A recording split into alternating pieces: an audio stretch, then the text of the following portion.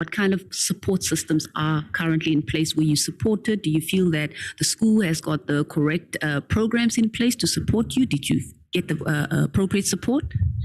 A form of support was provided, ma'am, but there can never be enough of it. So I feel like having an extra hand to help where it is needed would be very sufficient for us in order for us to be open and have an open conversation with those who are relating to our situations. Wonderful. I think I just want to wish you the best with today's sessions, and I know that you guys will be making statements tomorrow as well.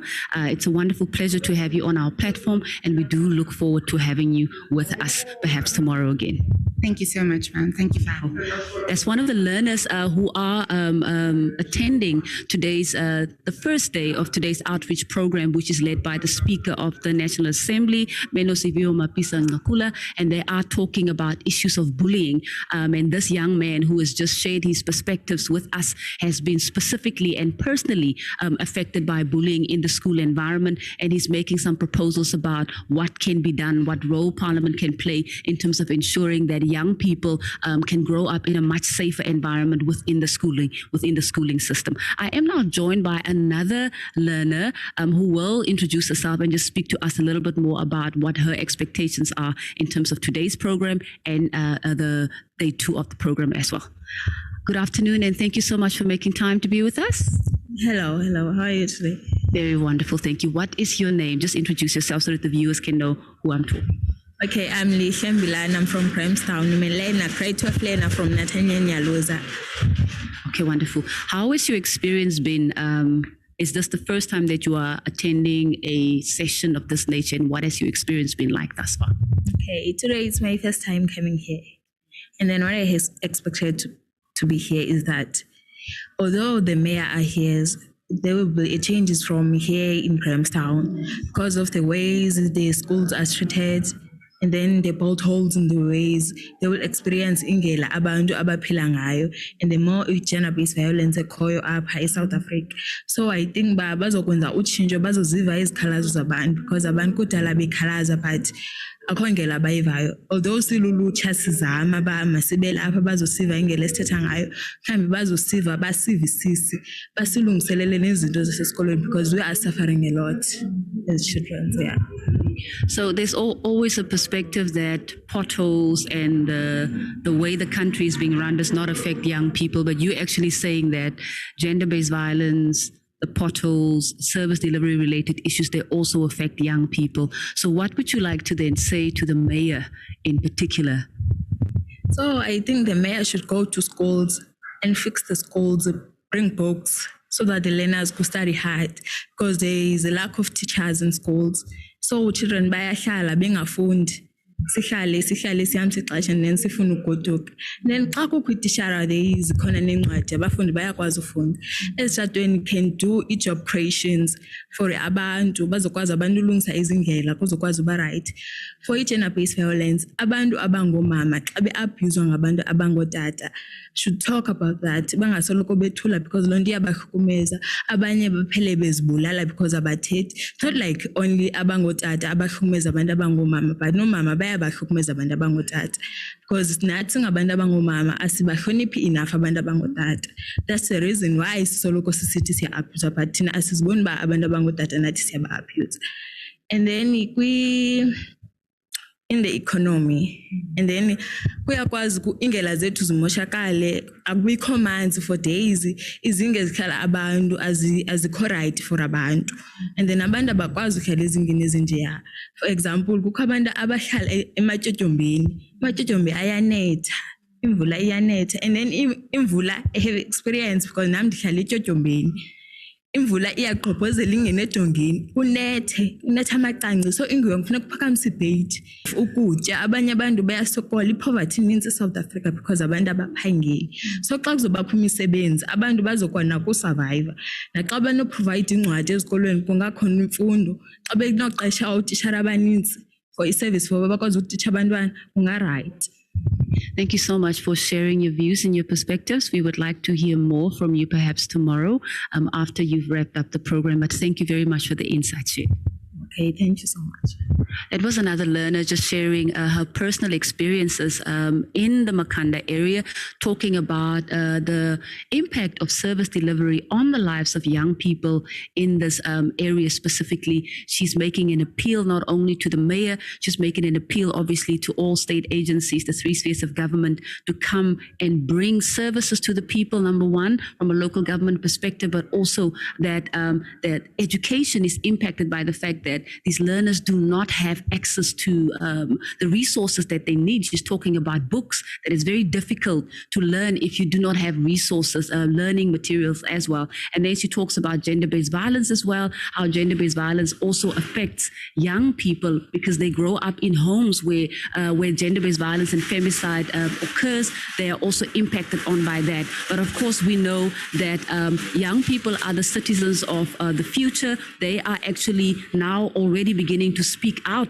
about the kind of world that they would like to create, the kind of world that they would like to live in. That is all that we have for at this stage. We are going to pause there as we take you to an insert, but the program will shortly continue after this short break.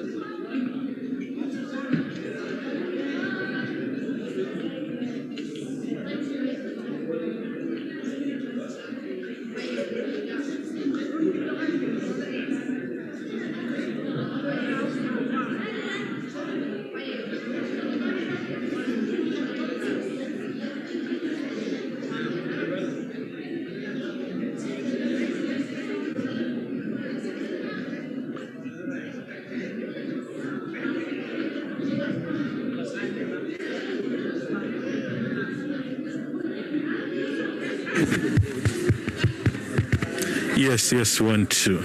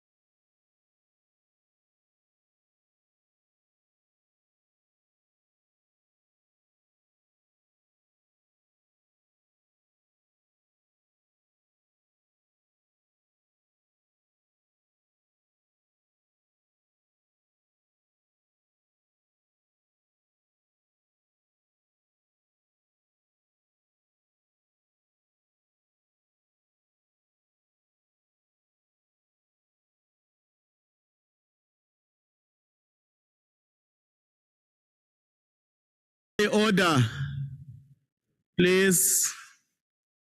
We are going to start again our program. There might be changes in terms of the program, but allow me to start. As a program director or as a chair, I'm given that power to restructure a program. Thank you very much for coming back once more. We are asking colleagues, those who are still outside, they must be asked to come in. Now, what we are going to do, we are going to call the Secretary of Parliament, Mapisa-Nqakula, to speak more on how to access the Parliament. And I want the learners at least to listen very carefully, including other stakeholders that are currently present here. I think it's a very important session. Can I also make this announcement immediately? When you finish, we will call the speaker from the Provincial Office of Education, where we'll get what is called a educational perspective in the province. And immediately, when I'm calling the speaker from Department of Education from the province, I'm asking all the learners who will make statement to come through that door immediately after I've called the speaker. All those who are prepared or who are aligned or ready to come and speak to go through that door immediately. I'm not saying when she finished speaking. I'm saying immediately when I call her. Those learners will go through that door. They will be directed in terms of how are they going to access the plenary where we are now. So thank you very much. You've been very disciplined. Can we at least allow Mapisa-Nqakula to come and make that presentation? Over to you, Mapisa-Nqakula.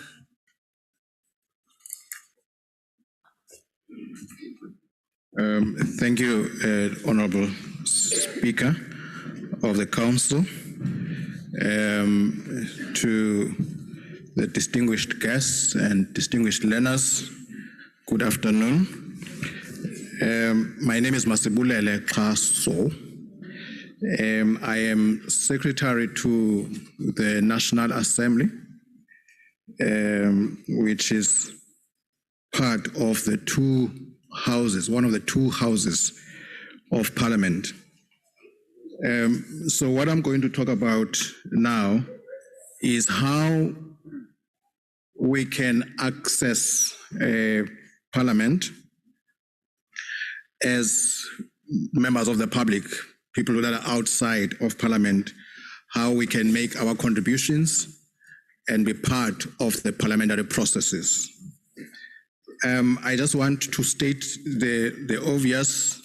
I will say the obvious because it has already been stated that we have two houses of Parliament, the National Assembly and the National Council of Provinces.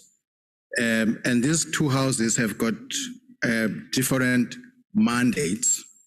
And of course, they do converge on certain issues. For instance, when you have the State of the Nation address and President comes to Parliament, he delivers that address at a joint sitting of the two houses of Parliament, and they both participate in the debate.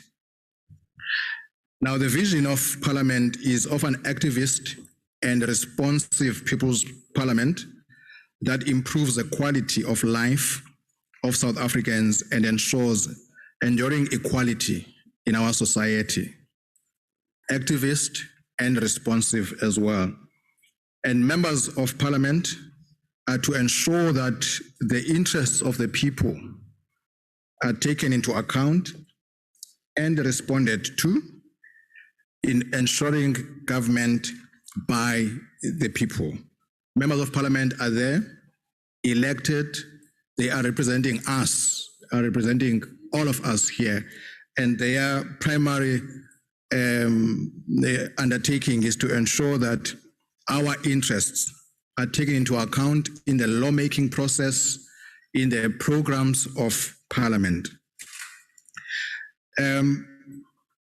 Now, the mandate of the two houses combined, it is to represent the people and ensure a government by the people under the Constitution, as well as to represent the provinces and local government in the national sphere of government, to ensure that issues from local level find expression at the national level of government, including issues from the provincial level, they find expression at the national level. And that, in the main, happens through the mechanism of the National Council of Provinces. So those delegates in the NCOP, they come from provinces. And of course, there is also participation of SALGA in the affairs of the National Council of Provinces.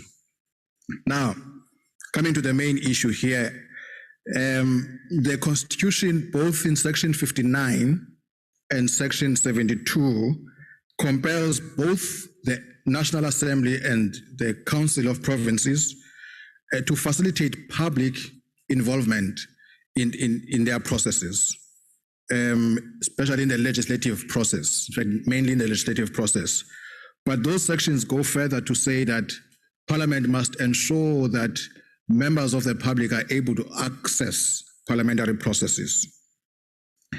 And Section 56 and Section 69, they authorize both the NA and the NCOP and their committees to receive petitions. I'll come to that shortly. Submissions from any interested persons or institutions. So if you want your issues to find expression in Parliament, the Constitution says both houses must create mechanisms to enable members of the public, the people of South Africa, to be able to send their issues to Parliament. Now, Parliament has developed a public participation model so that public participation is structured and that when people raise issues, they can be dealt with, responded to, and that feedback can be given to those people that raise the issues. So our public participation is really founded on these four pillars. I think it's four, if I'm right: to inform, to consult, to involve, and to feedback. Now, informing, what I'm doing here, it's part of informing us about what Parliament is about and how you can get involved. We are also educating how you can get involved in the processes of Parliament. My colleague who spoke earlier spoke about a bill that is being consulted upon, and that is where consult comes in. When Parliament goes out on public hearings or invite people, make representations, Parliament is consulting. And involve, where we dialogue, something similar to what will happen here. You'll make your statements and there will be responses to those statements. So that will be part of involvement. And feedback is after having done all the things we have done here and you've raised your issues, and the leaders then say, okay, we can respond to certain of these matters, but there are issues that we will have to go back and attend to. And maybe if they deem it necessary, I'm just giving an example. They say, okay, at a certain point, there will be a time when we give responses, we give feedback in respect of the issues that you have raised. That is a feedback element of it. Now, what are the direct ways that you can employ to influence Parliament's processes? Firstly, submissions. The presiding officers of Parliament, the Speaker and the Chair, they deal with a number of submissions from members of the public on issues that bother them, or proposals that they have, or difficulties that they have. What happens to those submissions? Every submission that we receive in the NA, those submissions go through my office, to the Speaker. So we ensure that every submission that we receive, some of them are typed, some of them are handwritten, some of them come via email. Those submissions are all attended to. Now, in attending to them, it does not mean the issues will be resolved, but we channel them through the appropriate channels. So if it's a matter that Parliament can deal with, the Speaker will then refer that to a committee of Parliament to say, please attend to this and give feedback or follow up, interact with the person who raised it. If it's a matter that should be dealt with by government department, the Speaker will address correspondence to the relevant persons to address the issues. But the point I'm making is that when people write to Parliament, those submissions are attended to. So you can communicate to Parliament through submissions. Petitions.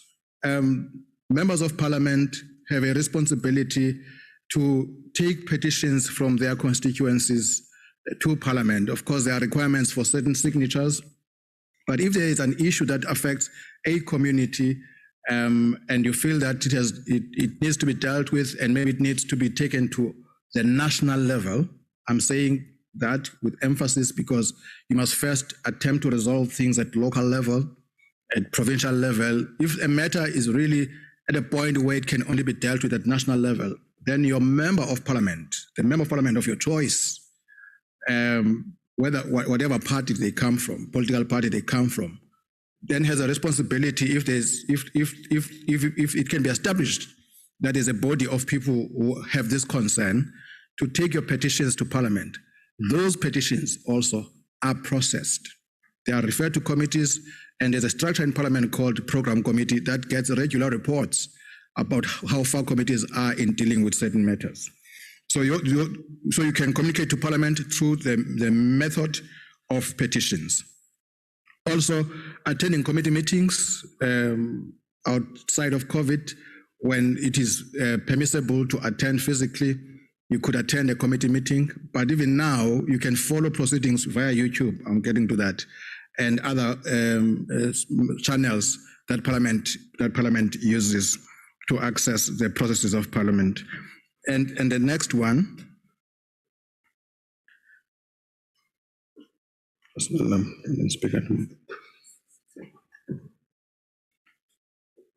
welcome, Madam Speaker. Thanks, ma'am. And Deputy Minister.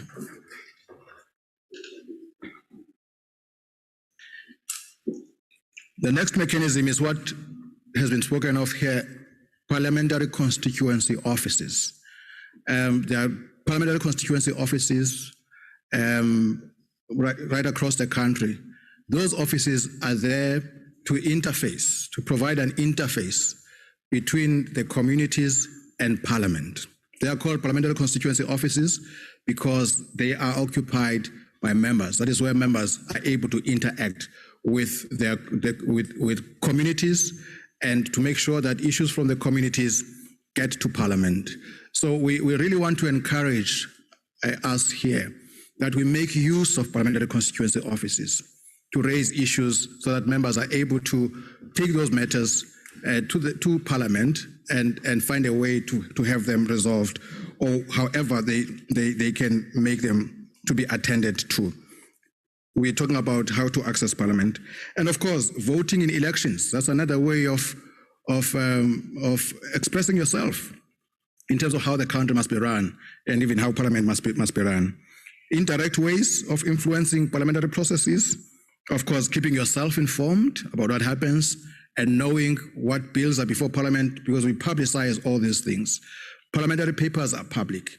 You keep yourself informed, you follow the channel 408, and if you are part of a group, you participate through that organization. And of course, there are mechanisms that Parliament has similar to what we have now, which is a speaker's outreach, where the speaker leads the process of reaching out to communities. We also have a program called Taking Parliament to the People, which is largely run by the National Council of Provinces, and where committees also go to people to consult when there are bills before committees. And then sectoral parliaments. These, for instance, would be your women's parliament. This would be your youth parliament, amongst other things. We also had a men's parliament. They deal with issues affecting particular sectors. And dates are always announced in advance for people to be able to participate in these engagements. I've already spoken to submissions and petitions. Lastly, Parliament is on social media. There is Facebook, there is Twitter, there is Instagram, but also the parliamentary DSTV channel. That is where you can be able to access proceedings of Parliament so that you can follow what obtains in Parliament at a given time. Honorable Speaker, thank you so much. That's my presentation. Thank you.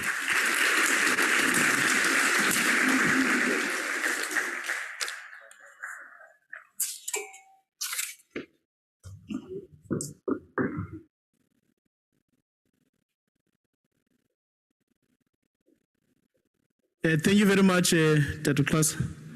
We are not going to waste any time. Now we are going to call the speaker from the Provincial Office, the Department of Education, starts to share with us the perspective on education in the province, in particular in our district as well. Thank you very much. Over to you, ma'am.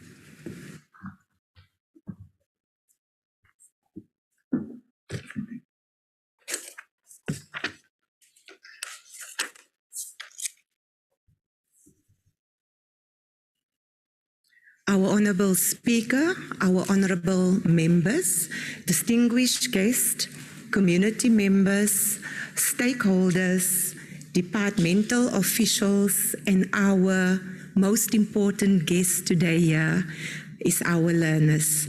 Allow me to greet you from the office of the MEC Gade, who cannot make it to this very important occasion today, as well as our acting HOD, Mr. Kwase. Firstly, as a Department of Education, we want to thank you for your oversight and your support, especially for this outreach. As education, we believe that only in togetherness we can build this nation. Only in togetherness we can transform education in this country. Therefore, your oversight is very important to us.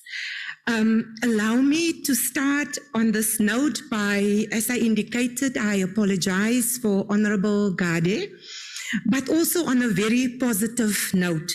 We are the province of the legends. In the past, we used to set the tone where education is concerned. However, the past couple of years, we have been at the bottom, but we are slowly crawling back. Allow me just to share with you a few very bright moments in the Department of Education.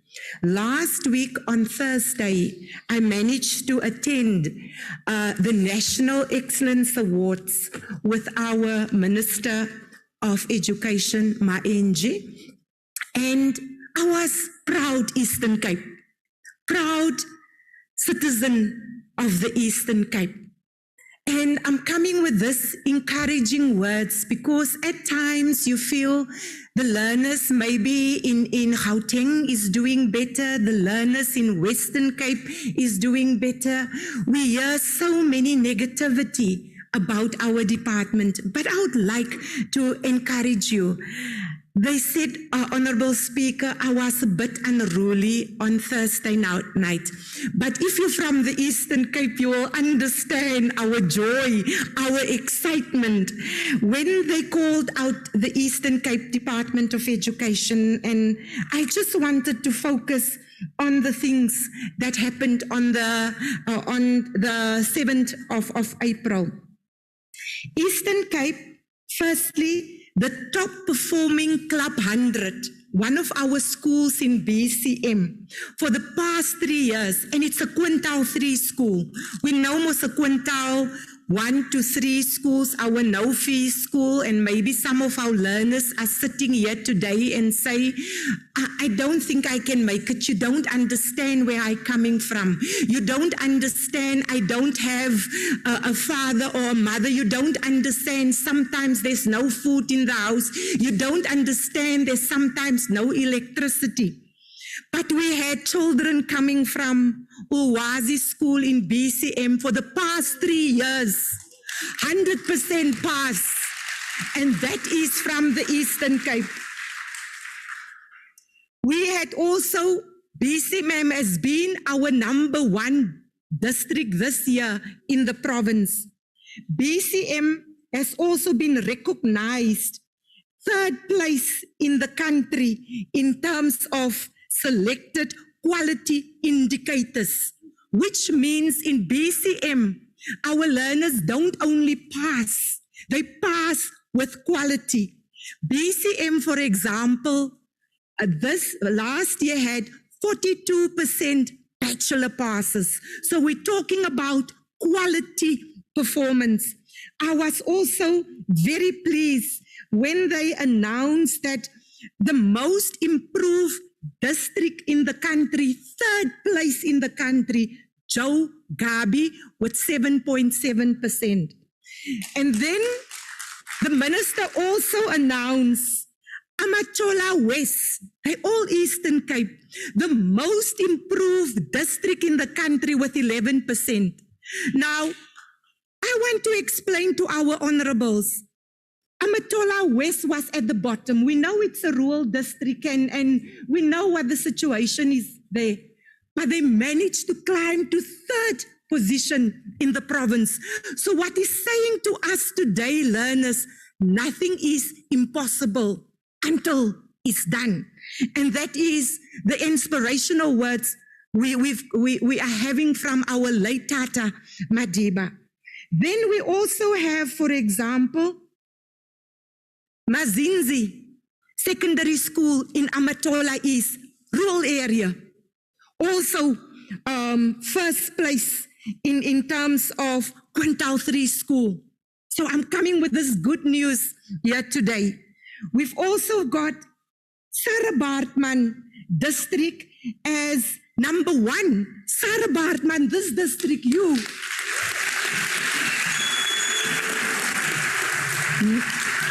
First place in terms of the ministerial award, your award. And then we have Alfred Nzo West, also third place in terms of the ministerial awards. So they said I was unruly.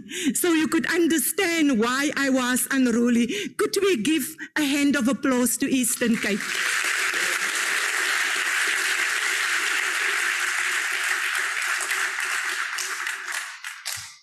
I'm standing here before you very proud to represent this province of us. Because I know that concerning education and with the help of our social partners, we are moving in a positive direction. I'm coming here to give you hope, to say in this Eastern Cape, we are having some of the best educators in our district. Not only in Sarah Bartman, but in the province. I'm coming here to say, when some of us are in the comfort of our homes over weekends and over holidays, our educators are out there to support our learners. So really, on behalf of the Department of Education, if there's any educator here, we would like to thank you for your sacrifices that you are making for us. Now, we believe as education 2 things. 1, that education is a societal matter because the learner is part of the education system, but the learner is also part of a family and the community. So only in togetherness we can really shape the learner and transform that learner to become a well-rounded citizen in our country. And if we do not impart in your life, then we're doing an injustice to ourselves because you are our future and we are expecting you to lead us better than we are leading you now. We are expecting you that one day when we can't anymore, you will say, we have learned lessons from our past, but now we are perfecting those lessons. When we looked in terms of education, protecting and promoting and realizing children's rights, what are we doing as education? Firstly, we encourage all our learners to attend school. And over the years, as a government, we have significantly improve in it. We believe that education is a fundamental right, and we're trying our level best to make sure how we can support our learners on a school level, as I indicated, by providing them sometimes extra and additional classes. We pay quite a lot of money to our LACE program to make sure we get our learners through matric. We are very much involved in the health of our education. We have programs in schools, for example, the Integrated Health Program, which is dealing with deworming, which is also dealing with things like learner pregnancy, which is a big issue, which is dealing also with HPV, the HPV vaccination that we started in our schools. So it's a health problem concerning COVID-19. We have done our level best to put mechanisms in schools to make sure our learners are safe. We have made sure that there's water. We have made sure that we had PPEs in our schools to make sure we keep our learners safe. We also believe that the social, emotional side of our learners are important to us, especially when our learners get to matric. There's so many things that are infringing on their time and on their emotions. And at times you become discouraged and you feel, let me rather take my life. And I myself has been visiting so many exam sites. Mr. Godlow can attest to that. Where I speak to learners, I normally say to learners, suicide is no option. You are robbing your family and myself of you. Suicide is not an option. I also use that platforms to speak to learners to say to them, do not allow yourself to be bullied. We're talking about protecting your rights. And it's so easy to be bullied at a school level because we look at the media in terms of how we should look and how we should dress. So I do speak to learners and say, if you say, oh, you're so tall, then you see, I'm tall. God has made me tall so that I can reach high. If they say, but you are too small, then you say, if there's a fire, I can crawl under the chairs. If they say, your ears are too big, then you say, I can hear from far when you are talking about me. If they say, your nose is too big, I can smell food or something from afar. The most important thing is to love yourself for who you are. You need to love yourself for who you are. You need to say, there's no one in this world that got your fingerprint. There's no one in this world that are beautifully and fearfully made like you. And it start looking in the mirror and say, I am fearfully, wonderfully made. And I love this individual. And I will not allow social media to tell me I'm too fat, I'm too thin, my hair is not right. I will love myself for who I am because I know inside of me, God has given me special gifts. And I'm going to use that special gifts to bless my family and to bless my community and to bless my country. I have seen in this province, Honorable, how our learners are coming from the most appalling circumstances, studying with a candle, but today they are top. And I'm bringing this message to our learners to say, nothing is impossible. Therefore, I'm asking you to say to yourself, my future is in my hands. I'm coming to you to say to you today, it doesn't matter if you stay by your gogo. It doesn't matter if you don't know your father. It doesn't matter the house you are living in. You're looking at me today. I think there's one honorable that knows where I'm coming from. I'm coming from a gang-infested, poor area. As a youngster, I watched the other children in my area and I said, I'm going to become a social worker. You know, was it not for my principal today, I would have not stand here because a principal believed in me. So if I can do it and many others can do it, surely you can do it. I'm going to end off today protecting yourself by speaking out against injustice, promoting the rights of others by believing in yourself and believing in others. And we're asking you today to live a life that is meaningful so that you can bless your family and bless us. So that you can be the one that says, I am from this community, but I see myself in the future and I look much better than I look right now. So on behalf of the Department of Education, we want to encourage all our learners.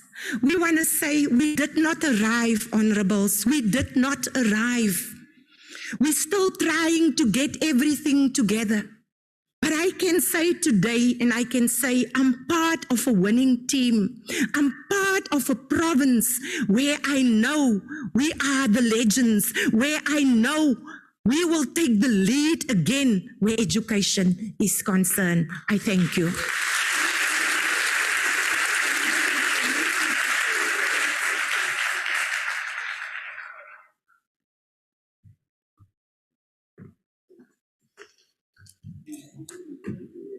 Can we give her another round of applause, please?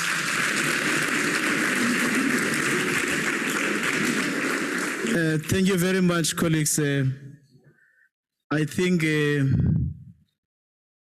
I will have to hand over now on the next item to the House Chair of the National Parliament and also with the Court Chair to run the second phase of our program. Can we then invite you, Honorable Florix, please?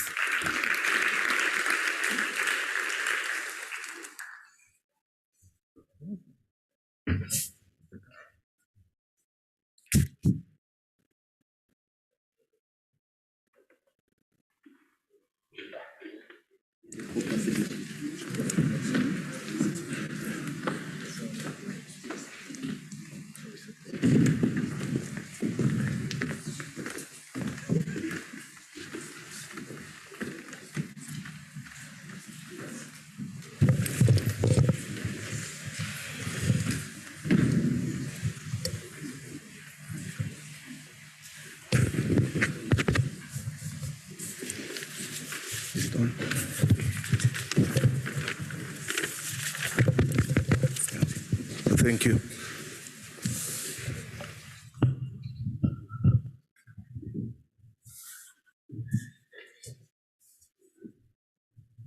Honourable members of Parliament and of the Provincial Legislature, councillors, learners and all stakeholders in attendance, I wish to remind you that in the interest of safety of all present, please keep your mask on and do maintain a social distance. Before I proceed, I want to welcome my co-chairperson, which is Mr. Mapisa-Nqakula, who will be co-chairing this session with me. It is now the opportunity for learners to make their statements. All the 11 schools represented will be given an opportunity to make a statement. Each school and its representative will be given 2 minutes to make the statement. I've also been informed, Honourable Speaker, Honourable members and stakeholders, that the Nelson Mandela Children's Fund, Rhodes University, Save the Children South Africa, and the Nelson Mandela Children's Parliament, the Eastern Cape Child Ambassador, will also make one statement each. They will also be given 2 minutes for their statements. I will now call on the first school representative to make a statement, the representative from Victoria Girls High School.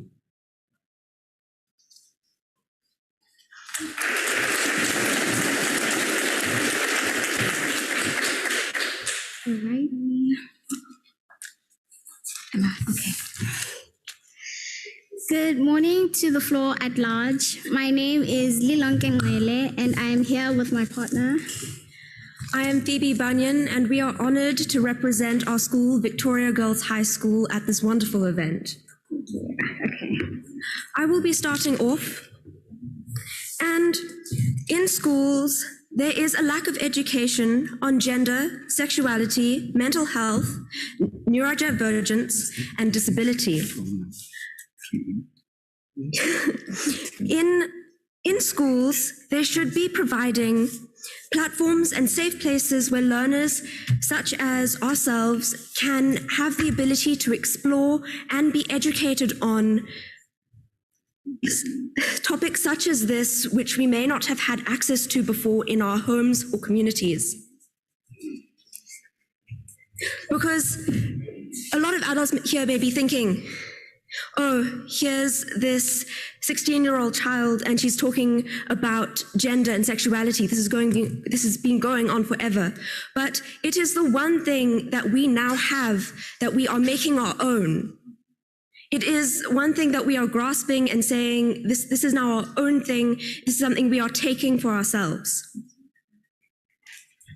In schools, for neurodivergence and disability and mental health, there should be professional people and counselors available for these students to get professional help if need be. Because mental health is a serious issue for people of all ages, whether you're 10 or if you're 65 and up. It is a serious issue that everybody will face. But unfortunately, there is a lack of educators because of the stigmatism around such things. And since there is such a stigmatism, such as these people do not exist, they are not valid, there may even be possible harassment to the people who are trying to educate when they are educating.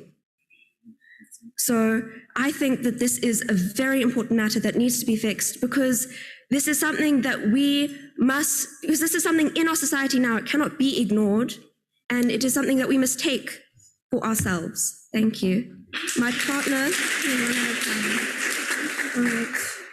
Exactly. And within our schools, that we want to raise another point, that cultures should be considered. We also need to educate people about the different cultural practices that may exist within groups or people in our school to avoid disrespect upon other people's cultures. Thank you.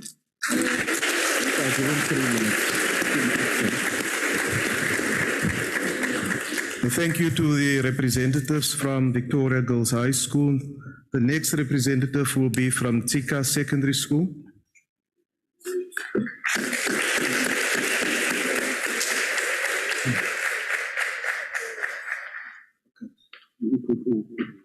A pleasant good afternoon to you all, honorable guests and learners. Standing in front of you is Kamani Oza, and I'm with my fellow schoolmate Ashley Chatikobo.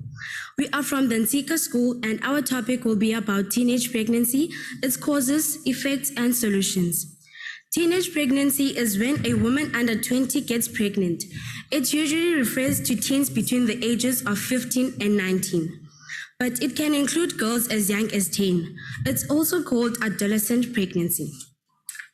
Causes of teenage pregnancy are unprotected sex, meaning not to use protection such as condoms and contraceptives, and bad influence from friends and peers, peer pressure, lack of communication between the parent and the child, sexual abuse from the boyfriend, and lastly, inadequate access to services tailored to young people. Effects of teenage pregnancy. It can lead to school dropouts. It can affect the learner's education, and mostly it can affect the parents. We all know that teenage pregnancy, the mother will be the one responsible to care for the baby. It can affect your dignity, how people will look on you and what people will see on you. It can also affect the learner emotionally. You will live a life of regret, and sometimes such learners come to an extent of committing suicide.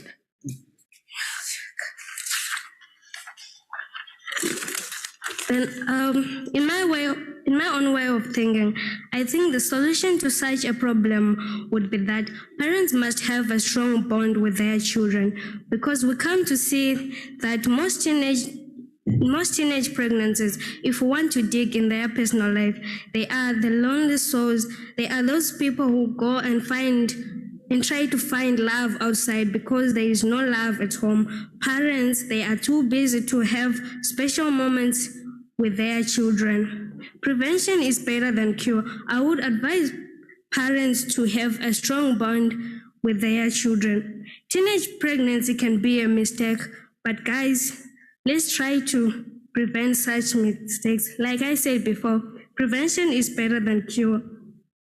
My fellow friends and all the learners that are involved here, let's stop thinking about dirty stuff. Like our Magogo said, thinking about big things on your little, it can affect your future.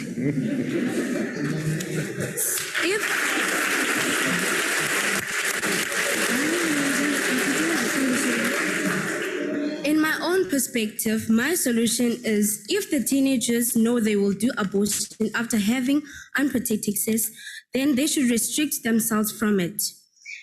For example, use condoms and contraceptives. I'm also coming with a strategy of when the mother is giving birth, the social workers could take the responsibility of keeping the child so that the mother and the father can continue with their education, because in this country we need more youngsters to lead us and be our future leaders so that the next generation could see us as better role models. Thank you.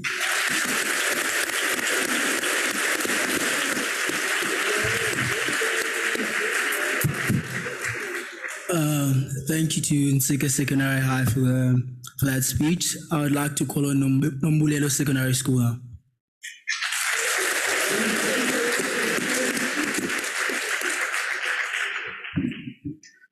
Good afternoon, everyone. My name is Ayola Dinswayo. I will be addressing the issue of poverty, unemployment, and the basic challenges we face in our school. As our main goal here is to develop our education and our Africa, our continent, and our home. Starvation. Our students are starving. Black children are starving. I am not saying black because I'm trying to be racist or any sort.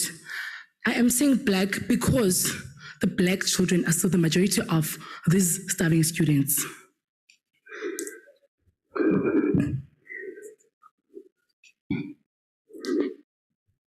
These students are very poor. We are all aware that these children do get a meal every day in school, but those meals are ineffective because they do get those meals before 10 or 11 o'clock. And they go the whole day without eating anything or having anything in their stomachs. They don't have anything to eat on weekends and on holidays.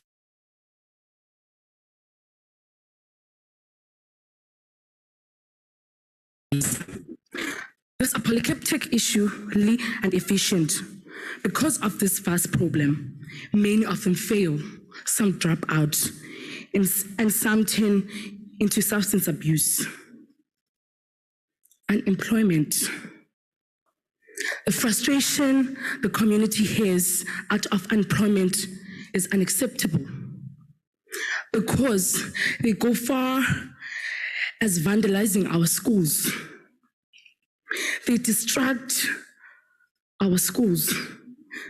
They even go far as selling drugs in school premises.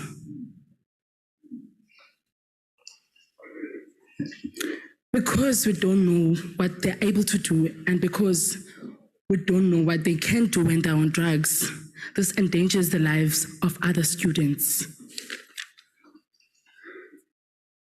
My fellow students in the Parliament, poverty limits the desire and distracts the ability of our educators to educate fluently in schools because poverty causes distractions.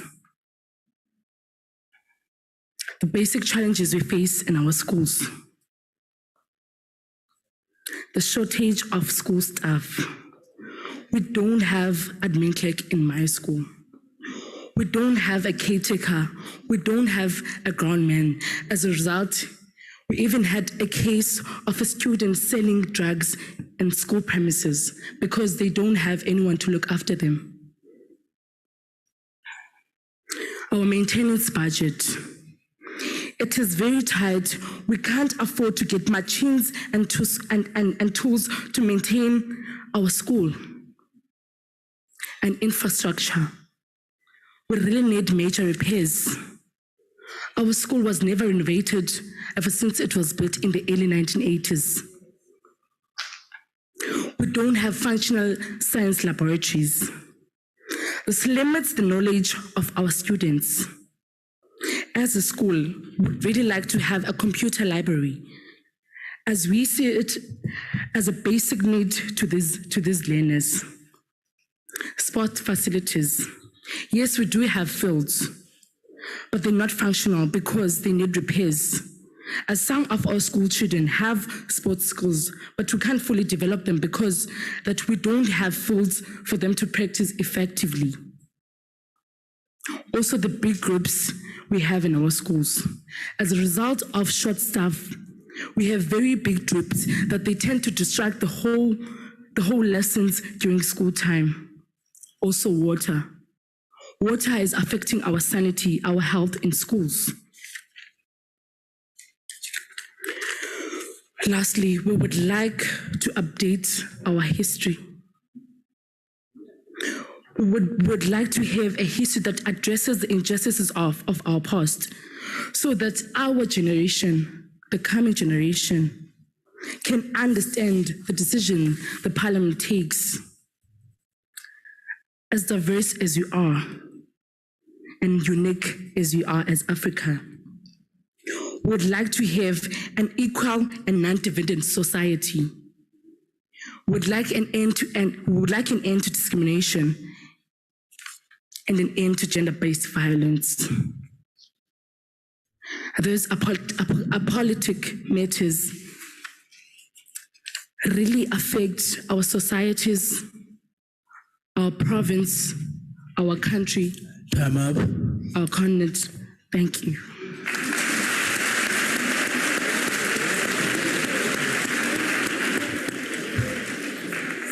Thank you to Nombulelo Secondary School for that long and touching speech. I'd like to call up Nathaniel Naluza.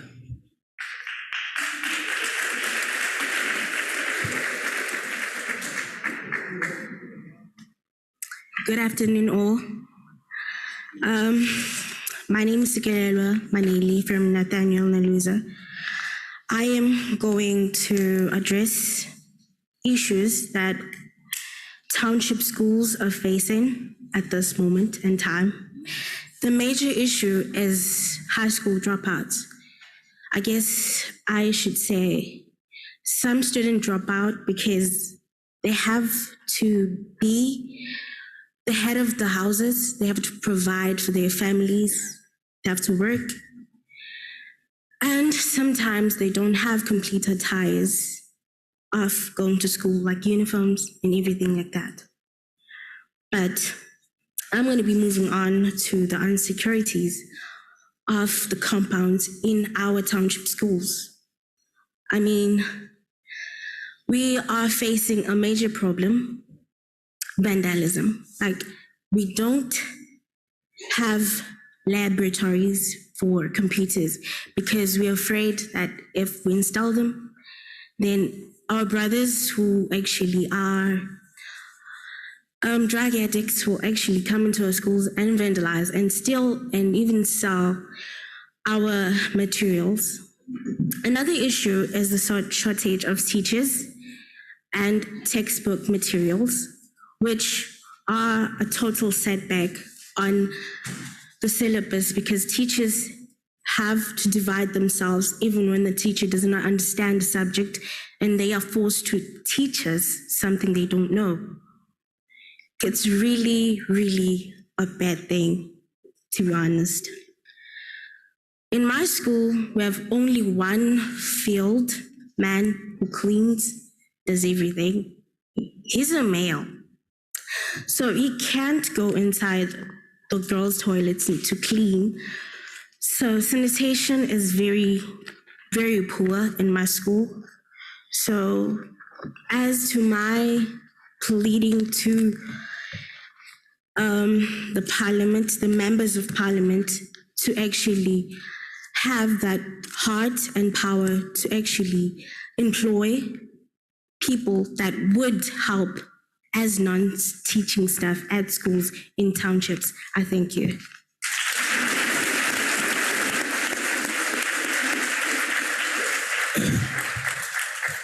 Thank you very much to Nyaluza. I would like to now call on PJ Olifiero of school.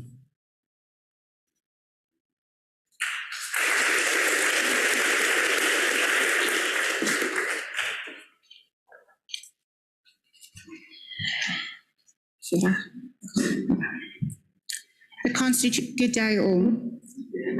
My name is Tangolwethu Boko, and I'm accompanied by my fellow classmate Karasaina.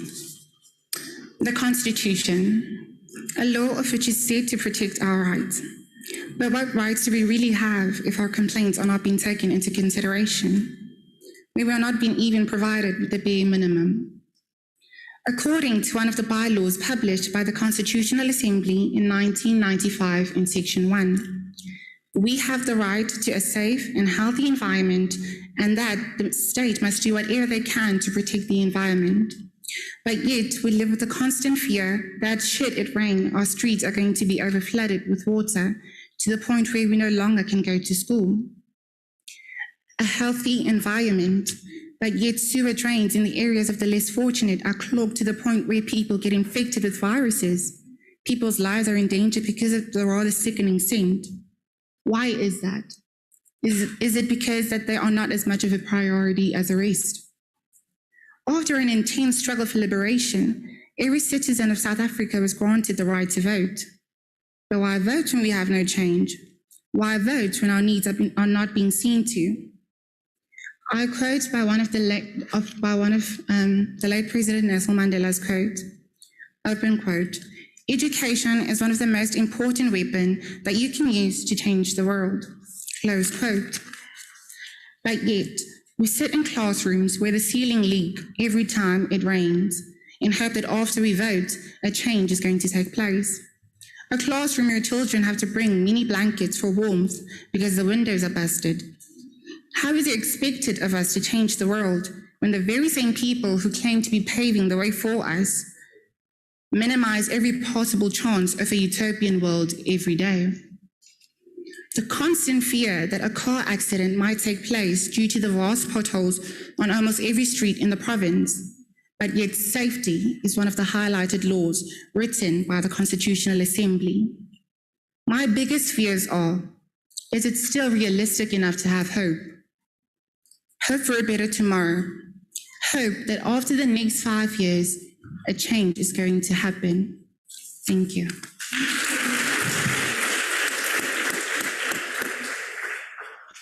Yet we know by the Parliament helping us, we will be able to see change. By working together, we can create a better and brighter future for everyone.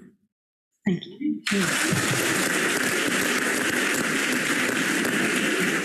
Thank you for that informing speech. I'd now like to call Mayor Waters High School.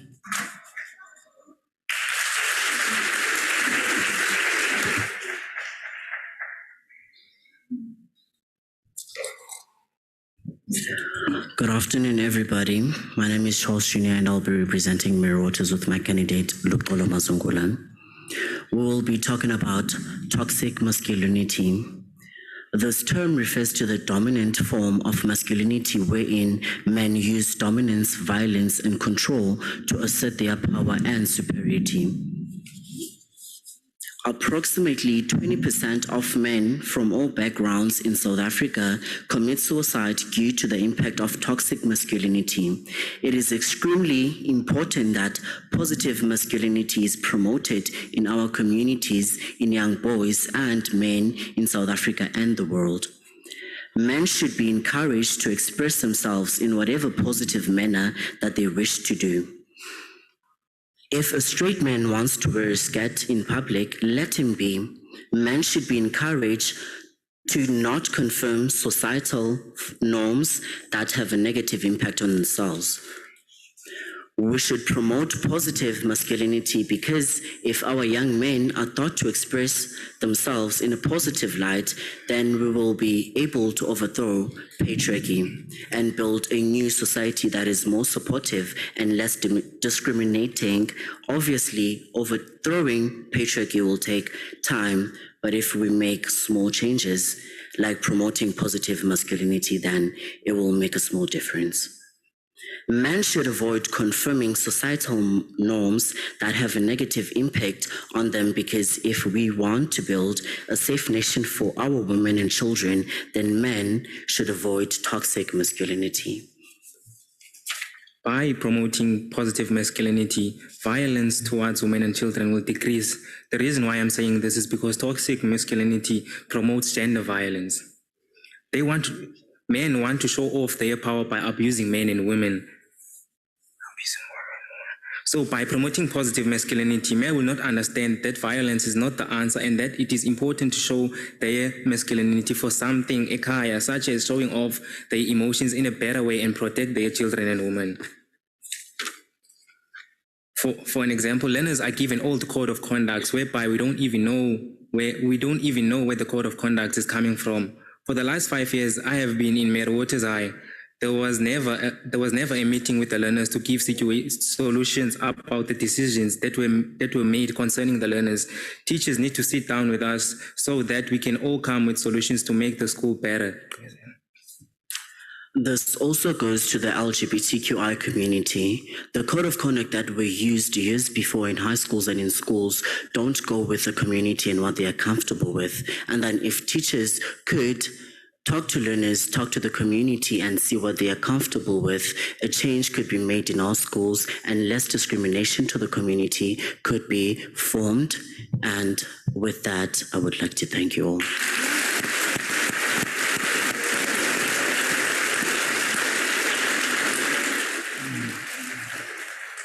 Thank you to the representatives from Mary Waters High School. I'd like now to call Mapisa-Nqakula Secondary School.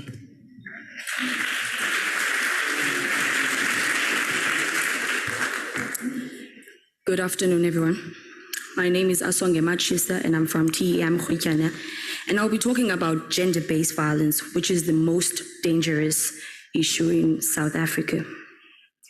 Gender-based violence happens mostly at home. Also, gender-based violence is mostly caused by toxic masculinity, which gives men more power over women, making them think that they are in control. So they start abusing women. Some get peer pressure that a woman cannot be in control. Gender-based violence is a very serious and reality thing that is mostly happening in South Africa. Men also have the tendency to kill women because men think that women cannot be in control. The solution to this problem is to protect women and make them feel much important, also to take women that are having such trauma to a safe place until they feel much better to be around people. The damages from gender-based violence: a woman can have a shortage of mind, thinking that the matters that she went through. Also, some may have anger issues since they went through the gender-based violence.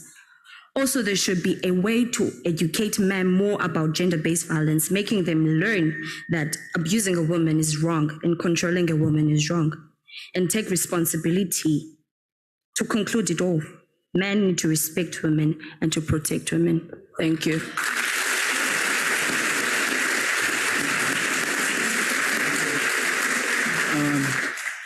Thank you to the representative from Mapisa-Nqakula Secondary School. I'd like to call Nkutliso Daniels Secondary School up.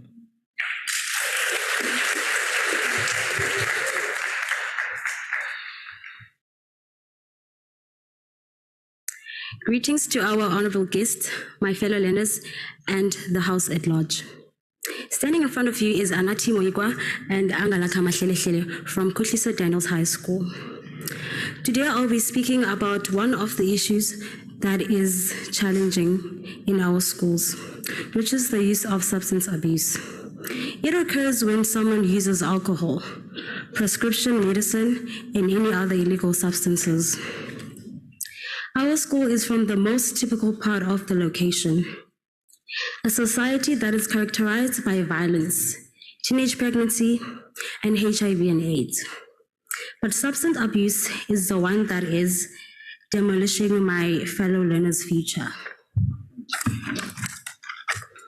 Substance abuse impacts negatively on the user, their family, and the community. Alcohol and drugs may cause a lot of damage to the user's health mentally. The community might be harmed by the drug user because of being under the influence of drugs. As a learner, I recommend that social workers should be made available in the school premises to ensure and look out for the psychosocial needs for each learner to promote a psychological well learner. Today, I'm going to be talking about gender-based violence. Gender-based violence is the violence directed against a person because of their genders. Gender-based violence is one of the most serious issues that is faced in South Africa today. GBV threatens the lives of females or women living, most children without parents, which then result in them not performing well in their academics. The effects of GBV are not only physical, but they can also leave emotional scars. GBV have both long-term and short-term effects. What is likely to happen to children who are from homes characterized by GBV is the child might be antisocial, the child might have post-traumatic stress disorder, and also have bad performance at school. GBV takes away the child's freedom, dignity, and independency. Since GBV is a societal issue, we as people can try to inspire change. People are better off educated because they can help make people understand the issues of GBV. Also, the government can try to provide protection to people who are trying to escape from abusive relationships. Also, we as a society, it is not only up to the government, it is also up to us as a society, because it is also our responsibility. If, for example, if you see someone facing this issue, you can raise awareness or call it out. I thank you.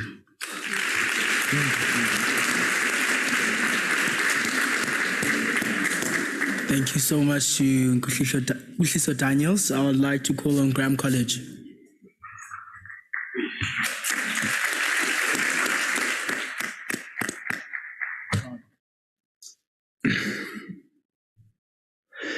Greetings to the floor at large. My name is Bram de Toy, and today I'm going to be discussing the concept of toxic masculinity and representing the School of Graham College through doing so. Before I actually get into the concept, I think we need to actually understand what toxic masculinity is.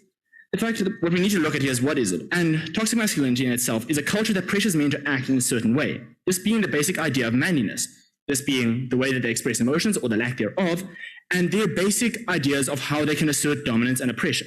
So I think something that needs to be established from the get-go is that toxic masculinity is a part of the patriarchy, and another thing that many fail to grasp that needs to be made clear is that the patriarchy, that system, affects both men and women and harms both groups. The very same system that puts down and oppresses women also creates the men that do so. I believe, however, that is not enough to simply show how it affects both groups. And from this, I'm going to show you the various harms that it has to men, them being the whole concept of the oppression of expression of self. With the way that toxic masculinity acts, it forces a lot of men to actually carry themselves and behave in a certain fashion so that they don't get broken down by the other, especially men around them. And this is really problematic when this is not the person they are inside, especially if this is the case where this is maybe someone who in their heart doesn't even feel as they are a man, but just because they have been assigned that from birth, this is something that they can't actually do anything about really without facing massive ridicule from those around them. We also see this whole idea of no communication really emotionally. It is in many cultures frowned upon for men to cry, for men to talk about their feelings. And if we cannot do this, if we cannot express our emotions, we cannot grow emotionally. This leads to many men, myself included for a long part of my life, ending up being emotionally stunted and not being able to deal with the very things inside our own heads. And this is why you see the suicide rates of men skyrocketing all over the world. Now, next what we need to discuss here is how this actually perpetuates issues within our society. The first idea being that of gender-based violence. Now, with the whole way that toxic masculinity actually creates, the image that it creates is it makes many men feel maybe that they're above women, that women are below them. It means that they can feel as if they can make demands. And if those demands are not met, then they're just going to take what they want. They're going to do their actions. This leads to gender-based violence. This leads to sexual assault. And this is something so much just created by the whole concept of toxic masculinity. This is seen in the home. If someone's father hits their mother, and then they will learn from that. And from that, they may do the same later on in life. The next idea here is this whole concept of bullying. Now, look, the idea is in many cases what bullying is it has something to do with power. If let's say the father in a home feels as if they have to assert dominance on the family, and they do this on, say, their son, and they do this through abuse, they do this through harassment, this hurts the child. And from that, the only option that they will see due to the society that they live in is to now exert that pain on others so that they can just feel some level of dominance and power themselves, which in turn may cause those that they have abused to do the same, thus damaging society as a whole. Now, I've explained to you the basic issues that may actually be brought forth from toxic masculinity, but I believe that's not enough. I believe I should propose a solution. Now, I think what we can understand, and based heavily on what this whole event has been about, is that if we want to inspire change in the future, one of the best places to tackle it is with our youth. And so the way that we can manage this, the way that this can work quite well, is if we have a look at the education system, if we focus on the idea of life orientation, pushing more for the ideas of men's mental health, positive masculinity, and helping with expressing emotions and combating the various issues caused by toxic masculinity, it helps us progress towards a better society for everyone. Thank you.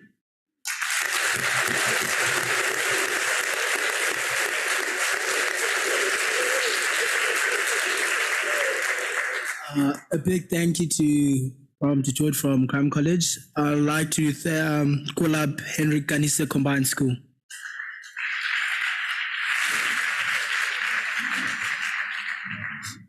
Good day, everyone. My name is Vayo Pejokol. I'm currently doing my matric at Henry Kanisa Combined School in Alistair. I came here to represent my school and the whole community of Alistair. My job here is to touch on some of the issues that affect us as a school and as a community. One of the leading issues, social factors, is poverty. Alistair, as we have limited access to markets, we have a really high rate of unemployment.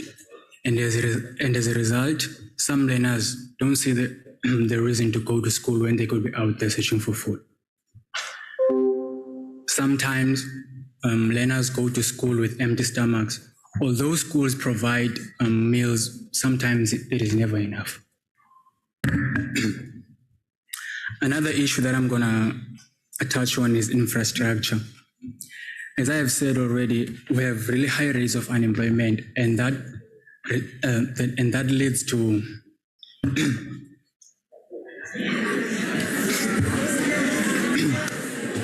and that leads to protests. 8 years ago, our community halls have been vandalized, demolished, and abandoned. And as a result, our grandmothers have to travel long distances in order to attend community meetings. At schools, we have shortages of desks, classrooms, and our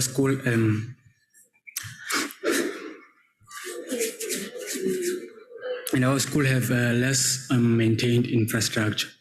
My school, Enricanis, was built in 1970 and has never been maintained ever since. The last issue that I'm going to touch on are the lack of resources at school and around our community. As you all know, we are different. You find that some learners are gifted in various sporting codes, but due to to the hard time of accessing support systems that are meant to develop their gifts, they don't have time to pursue and in order to grow their young careers. Also, we have few skills, so most of our people resort to subsistence farming. What I would like from the government or those who have power in order to help us as a community of Alisdale is to provide equipment for land reform, because access to land alleviates poverty by providing a productive and reliable ways of making an income. And also, I believe the root to poverty is lack of education. I would like the Department of Education to provide equal academic opportunities. For example, we are a class of 26 learners, matriculants, but only 15 were selected to come here and actually learn something. What about the other learners?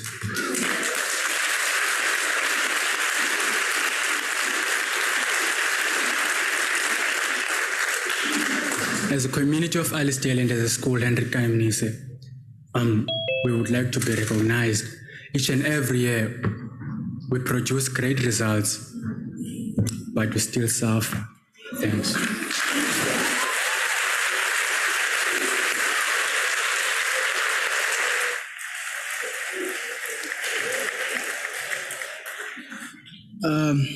Thank you to Hendrik Kanisa Combined School. Like now to call on Nelson Mandela Children's Parliament or Eastern Cape Child Ambassador.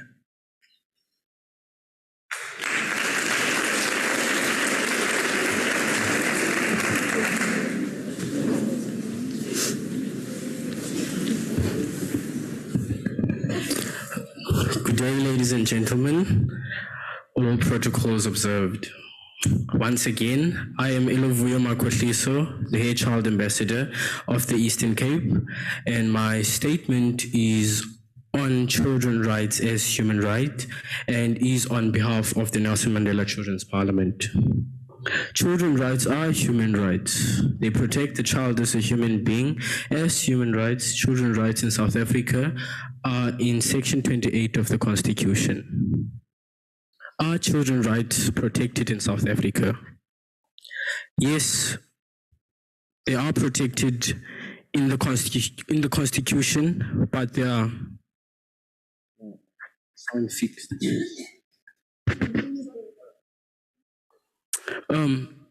Are children's rights protected in South Africa?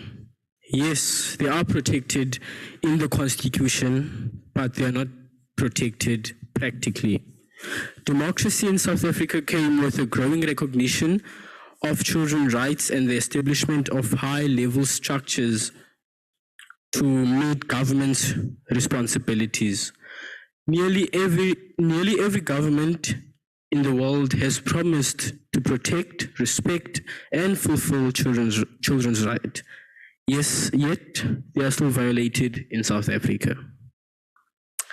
Yes, the government is trying to protect and promote our rights through various efforts, such as the legal framework, child participation framework, the child-friendly communities framework, the National Plan of Action, and obviously the Nelson Mandela Children's Parliament. We have, ladies and gentlemen, we have the legislature, but poor implementation of the policies. We, as the Nelson Mandela Children's Parliament, identified many issues, but I'll only name a few due to time constraints. Number one, there are no practical implementations of the Nelson Mandela Children's Parliament resolutions. There is no participation or physical attendance by the President and his cabinet at the sittings. There are no quarterly feedbacks on projects done by government to the Children's Parliament. There is a great issue of drugs in our communities that are easily accessible to school children, sometimes sold inside school. There are still pit toilets at our schools, which is a serious problem. the poorly resourced Department of Education, which negatively impacts school children, especially those in public schools. The inadequate child participation at local or district level. The little time and attention given to us to be able to voice our issues. That is 8 out of the many problems we discussed at National Parliament. And Ms. Speaker of Parliament, next time will you be joining us so you can hear all the others? This is an invitation to Speaker of Parliament to, I'm inviting her on a public platform. Can she give me her word that she will be there? Can you hear from Speaker? The Speaker of Parliament said she will attend the next sitting. And I hope she'll try and influence her other honorable members to attend with her. I trust that we all can do better moving forward. I thank you so much. No, thank you very much, Honourable Speaker, the Deputy Minister and honourable members, as well as the stakeholders and learners from the various schools. That concludes the learners and stakeholder statements, and the replies to the statements will be given tomorrow morning. Thank you very much. I now invite the Program Director to lead us to the conclusion of today's program. Program Director.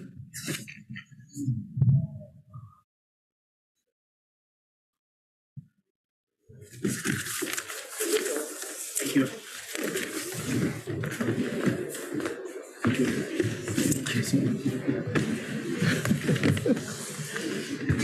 Thank you very much, House Chair. Can we once more give them another round of applause, please?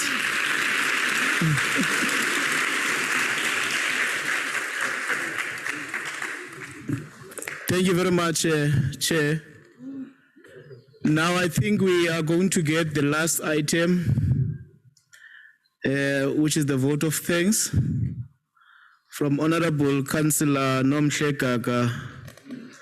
Wisonia to come and give us the vote of thanks. Over to you, Mamukaga. I don't think I will come back again. Mr. Okay, fine. Okay, no problem. Thanks. It's fine.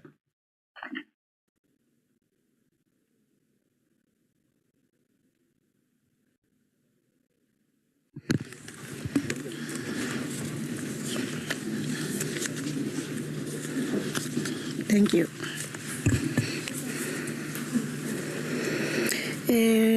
Honorable Mapisa-Nqakula, Speaker of National Assembly, Honorable Litsoni, Deputy Speaker, National Assembly, Honorable Frolic, Honorable Masondo, Chairperson of National Council of Provinces, Mayoral Committee members, which are here of Sarapatman District Municipality, the Speaker of, who is our Program Director today, our Mayor of Makanda, the Executive Mayor Yandi Savaha, all other political leadership which are here, the Minister, Deputy Minister, Chairperson, Mama, bonke ndiyazibulisa namhlanje ndibulisana ku-Archbishop uBawungesi. I know ukuthi semkile ngoku kuba uneengxaki zakhe zasenkonzweni. Management of national, provincial, district and local offices, the media, community members and stakeholders watching online on or television, and most importantly, our learners. Allow me to hereby say all protocol observe. Mine is very easy. I'm just tasked to do a vote of thanks today. It's such an honor for me to stand here at the end of the first day of this program. It has been exciting and educational opportunity for all of us, and I'm sure learners have learned a lot during this day. It was inspiring to watch the future leaders of our country engage in such an insightful and meaningful manner. Thank you to the Speaker of National Assembly. Sabulela kakhulu mama.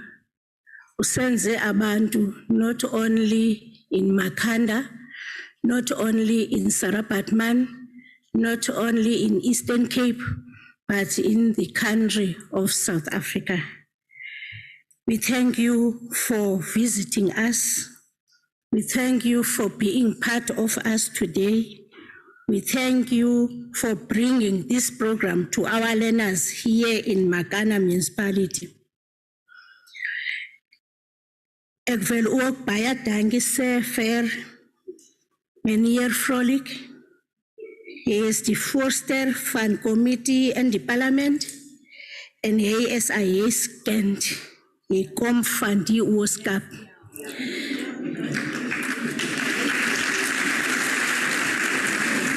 People must know that Sarabatman, 55% is African speaking. So we can speak Afrikaans, we can speak Xhosa here, we can speak English. You could see our children when they were speaking Xhosa for all areas of Sarabatman. To all political principals, thank you for your dedication to growing and developing our youth. I wish to take this opportunity to thank our teachers, especially you, Mr. Godlo, and your teachers, sub-district. You are available. We know you by name. We must say this in this parliament, that we know you all by name. So thank you for being part of this and also for bringing your learners here today. The Department of Education, for your daily contribution to lives of our children. May you never get tired of doing your best. And we are thanking MEC Gade in his absentia. And he was represented very well today. We will say so to him. Please allow me to thank every person who has worked on this program. From conceptualization to now, we can see the hard work you have done, and we appreciate it. Lastly, I want to thank our communities at home who are watching or listening to the program today. Community participation is the cornerstone of our democracy. Please share what you have learned today with as many people as possible. I thank you.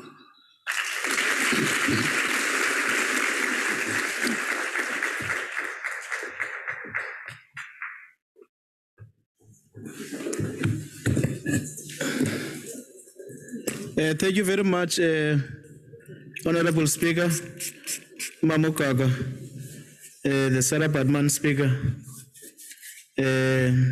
Galumzuzu, Ingagafiki Lameni Nkulu. Thank you very much, honorable members. Let me give you the announcement. There's going to be a group photo. I think it's going to be there outside of this venue, where schools will have a group photo with the honorable members who are currently present here, as soon as we finish here. Then after that, when you finish your lunch, we will have a launch of the office of the Honorable Speaker.